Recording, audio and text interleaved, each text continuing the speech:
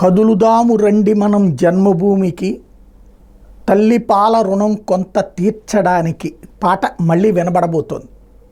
చాలా long time తర్వాత అనుకుంటా. ఎందుకంటే 95 నుంచి 2004 వరకు ఈ పాటని ఎన్ని వేల సార్లు, ఎన్ని లక్షల సార్లు వినుంటాం. అందుకని ఆ పదం ఇప్పటికీ నోట్లో అట్లా నాంతా ఉందన్నమాట. అది మళ్ళీ వచ్చే జనవరి నుండి జరగబోతోంది.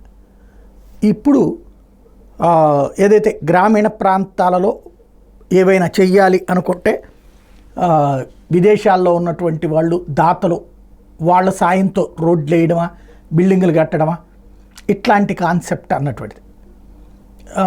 జగన్ పరిపాలనకి తన పరిపాలనకి ఉండే తేడాని చూపించాలి అన్నటువంటిది చంద్రబాబు నాయుడు ప్రధాన ఉద్దేశం. ప్రజల పాత్ర లేదా దాతల పాత్ర ప్రధానంగా చూపించాలన్నటువంటి ఉద్దేశంతో ప్రారంభించబోతున్నారు.